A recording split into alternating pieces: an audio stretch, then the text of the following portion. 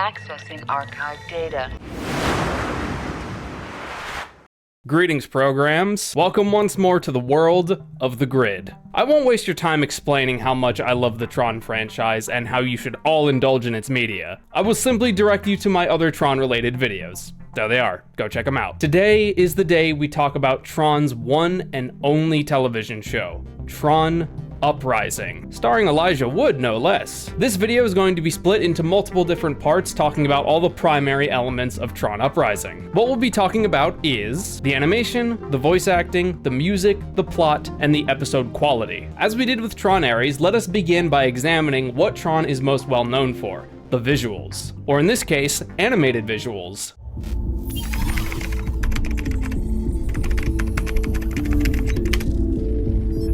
If I were to compare Uprising's animation style, I would actually compare it to the likes of Into the Spider-Verse, with low frame rate movements artistically combined with smoother frame rate movements. It's not hand-drawn animation, but the actual style and artistic direction reminds me a lot of the Spider-Verse films. Not being limited by real-world filming tactics and restrictions, Uprising has a lot more freedom to design cool locations, buildings, and have, of course, very visually stunning fights. One of my favorite episodes in terms of the visual animation was episode 16. It had this sick-looking digital train that was the main setting of the episode. I mean, hell, just look at some of these shots. Not to mention, Uprising's style is very much in line with Legacy's style, replicating it and expanding upon it, taking what was done in that movie and extending upon its limits through the medium of animation. Since lines of light are one of the style's constants, the animators take full advantage of them to create leading lines. The human eye, combined with the brain's pattern recognition, is naturally drawn to lines and the direction they move in.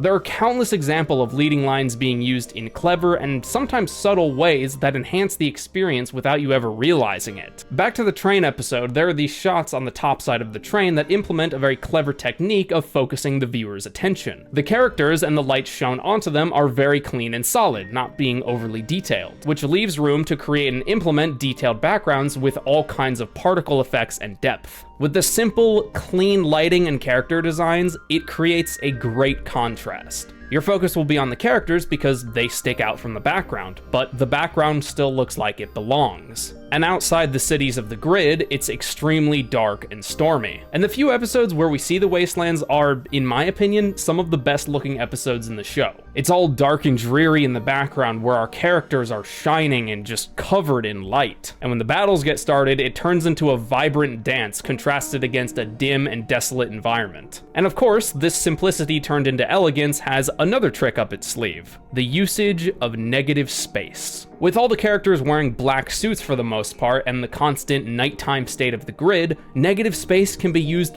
basically anywhere, creating shapes and objects out of emptiness only surrounded by just the right amount of light and lines. Tron Legacy excelled in using this technique, and Tron Uprising only expands upon its usage. Not that the use of negative space was invented during the Tron films, don't think I'm saying that or anything. It's a technique that's been around forever. Not to mention, the lack of light and the dreary backgrounds are also a form of environmental storytelling. We're shown that the grid is always in this natural state, but the more Clue's occupation continue to move through the cities, the darker the grid gets, with its bright white and blues being turned that dark orange color. And as you might have guessed, it's also the case in reverse. Anytime people who fight back or stand up to the occupation making a lasting impression, a little bit of that literal and figurative light gets restored to the grid. The animation and usage of things like negative space and environmental storytelling is really one of the things that makes Tron so special. So if you find yourself watching Tron Uprising, which I highly recommend by the way, keep an eye out for those little changes in detail as the story progresses. But what is a good story, any story really, without the people on stage who bring it to life?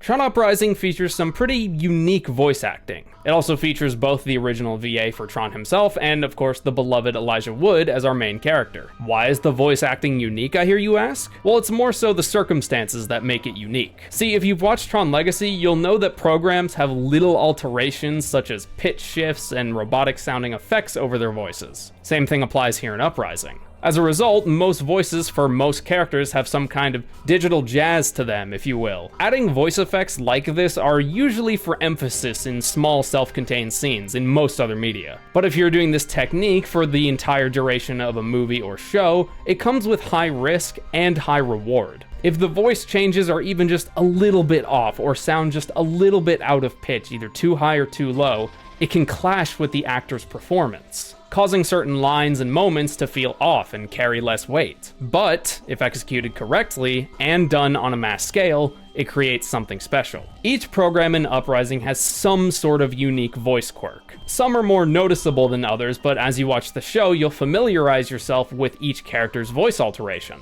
and thus it adds an extra layer of memorability and recognizability to each character, allowing for tense, dramatic, and climactic moments at the peak of the conflict when you suddenly hear the voice of a hero come to save the day, or a villain to wreck the day. Aside from the unique voice alterations, the actual quality of the voice acting is top-notch. Each actor is very well suited to each of their roles, some of them a little bit too much, I think. Paul Rubens voices an antagonist character named Pavel. Pavel is a power-hungry, selfish, greedy member of Clue's occupation, and Rubens brings so much life to this character, especially his laugh. Here, have a listen. He emphasizes the ends of his sentences and intentionally uses all of his breath to create a pointed finish for shouting lines, giving a real "I'm dangerous and crazy" feel to the character, which is the exact kind of character Pavel is. Elijah Wood, as our main character, Beck, also does a fantastic job of the role. Beck is a character living in one hopeless situation to the next and always finding himself emotionally down for one reason or another. So oftentimes, Beck speaks very calmly and softly, which is very suited to Elijah Wood's range. And during action and high tense moments when Beck needs to get loud, it makes the character and voice acting create a lot more emotional weight. When a more reserved character and actor are put in high energy situations, it heightens the gravity of said situations. But by far one of the most standout performances, in my opinion anyway, comes from Reginald VelJohnson. He voices a character named Abel, who is an older program acting as a mentor figure for Beck and our side characters. Abel is experienced, intelligent, observant, and down to earth. As such, he can be very understanding and very tough-lovey. When Beck makes a mistake or does something out of character, Abel will firmly teach while also comforting. And Reginald VelJohnson, already being a slightly older fellow, brings the perfect cadence to this character. Also, he was in Die Hard and voices Principal/Dean Winslow in Invincible. So that's pretty cool. Overall, each actor brings something unique to their character, and each character having some sort of unique voice alteration adds an additional layer of uniqueness to all of them. While voices and animation are integral to any show or movie, there's only so much that voices and visuals can convey.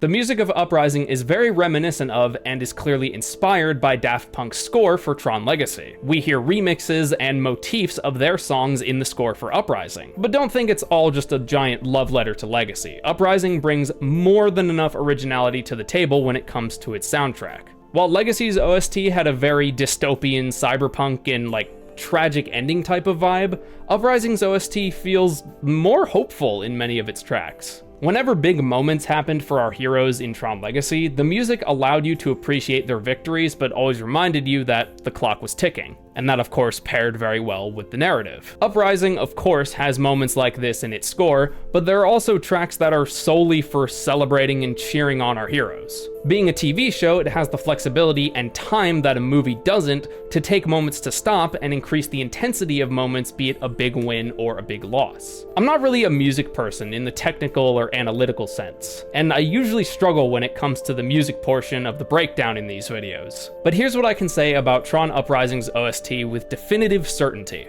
Uprising's score takes clear inspiration from Daft Punk's score for Legacy, but it makes an effort to stand out and it fits the vibes of the show very cleanly. But are those efforts worthy of the story it was made for?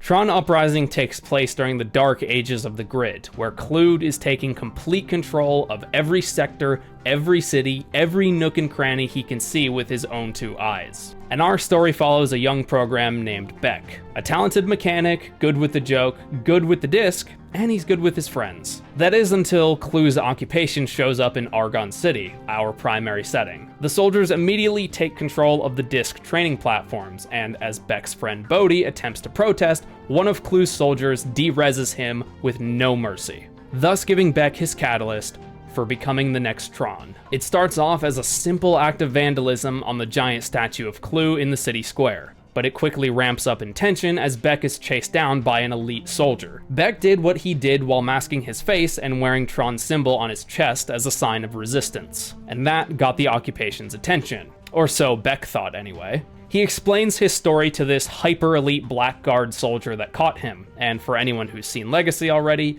you probably already know who this is. That's right, Beck wasn't captured by the occupation. It was Tron himself who hunted Beck down. And Tron did this to test him, to see if he really owned up to everything he did and if he would do it again. And Beck passed the test with flying colors, thus beginning their student-mentor relationship. Although Tron was thought to be dead, he managed to survive his wounds from Clue, but it came at a terrible price. His body is in a constant state of decay, and he needs to spend time in a healing chamber on a rather strict schedule so he doesn't end up de-resed. But that doesn't stop him from preparing Beck for what's ahead. The general placed in charge of Argon City, General Tesler, labels Beck the Renegade, declaring that he is no Tron. Tesler isn't alone in his fight against the reckless Renegade. His 2 most competent commanders, Pavel and Paige, are there to assist him. Pavel is extremely power-hungry and has a ravenous appetite, a dog who should never be let loose from its leash. While Paige, on the other hand, believes she owes General Tesler her life, after he manipulated her into thinking that the ISOs were terrorists who were manipulating her. She is reserved, intelligent, passive-aggressive, and always at odds with Pavel, creating a constant state of competition between them. Time and time again, that state of competition and constant lying and manipulation keeps giving the Renegade all the room he needs to undermine the occupation.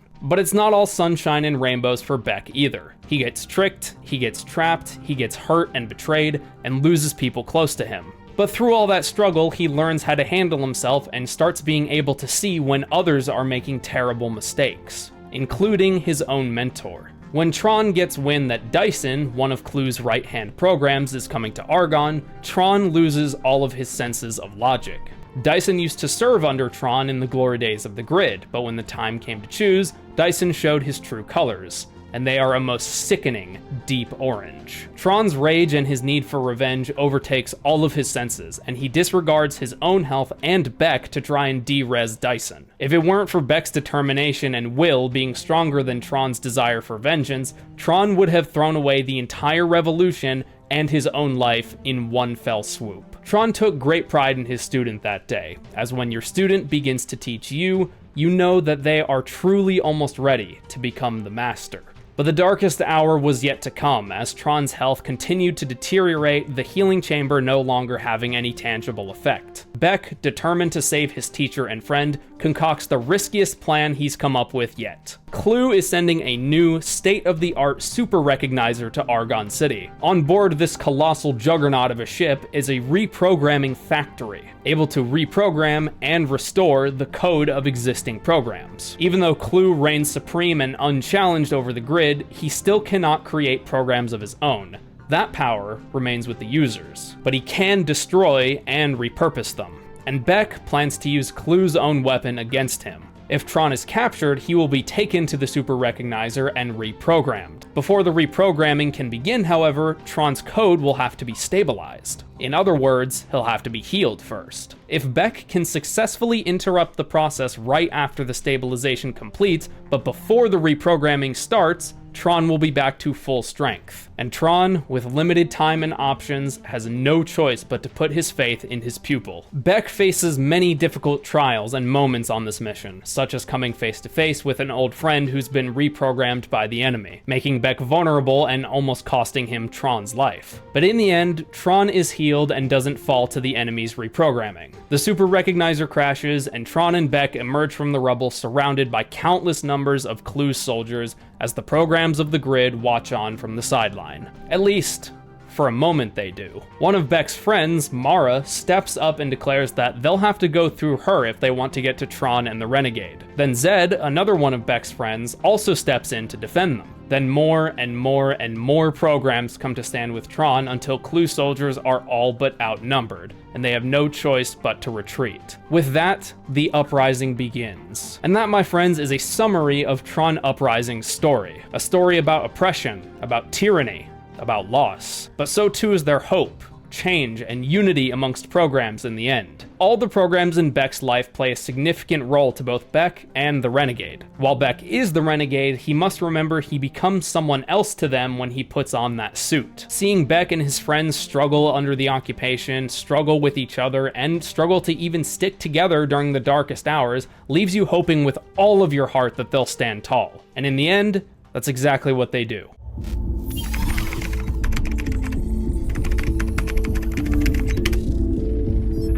The last thing I'd like to discuss in this video is the individual episode quality. Well, what do I mean by that? A show's overarching story gives it structure and an outline for the writers to determine the pacing. But the self-contained plots and stories are just as important. And we all know that TV shows with long run times tend to have a filler episode here and there. Filler episodes aren't necessarily bad or wrong to have. They can be opportunities to write fun, short stories for entertainment purposes without being part of the main plot. However, if a show has too many episodes to fill, too long of a plot to work with, or a simple problem of poor pacing, filler episodes can be a drag. Luckily for all of us, Uprising doesn't really have that problem. The very few filler episodes it has are used to flesh out other areas of Argon City, characters we don't know much about or haven't seen much of, and create lessons for Beck to learn as the next Tron. Even though some don't contribute to the overarching story, they all serve a narrative purpose. It also helps that there's never any shortage of action or chase scenes in the world of Tron. Not to mention, Uprising has very consistent and concise pacing. But when the plot needs it to, of course, it slows down or speeds up as required. What I really like about Uprising is that the episode gives you signs in the first 5 to 10 minutes about how the pacing is going to be for the main conflict of the episode. And quite frankly, I think that's the best way to do it. Have an overall pacing that viewers can become accustomed to, and use events and music and interactions to tell you indirectly what kind of episode this is going to be. Without a doubt in my mind, Uprising's pacing and episode quality is on point. It's clear the writers and creatives behind the show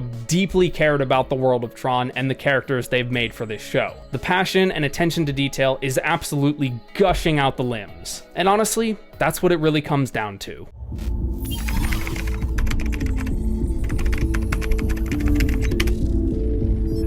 Ultimately, the Tron franchise could not have asked for a better TV show. It's clever, it's concise, it's full of passion and love. It builds off what came before, but stands on its own 2 feet while giving a salute to the other Tron media out there. It has music that perfectly enhances the emotion of each scene and character. It has visuals that guide the viewer's attention but gives them room to look around at all the light, and a fantastic cast that brought all these amazing programs to life. As sad as it is, it's likely we're never going to see another season of Uprising, and it's unlikely we'll see any more Tron media for quite some time. The fan base is unbelievably passionate and loyal, but because it's Disney, it doesn't make the big bucks they want it to. I guarantee if Tron was in the hands of another slightly smaller studio, it would be both more successful and there'd be more of it. But if it weren't in the hands of Disney, it's likely we would have never gotten Uprising. And I wouldn't trade this show for 1,000 Tron movies. It's one of a kind and something everybody should watch at least once in my opinion. Even if you know nothing about Tron, the emotional beats, messages, and character dynamics will grab your attention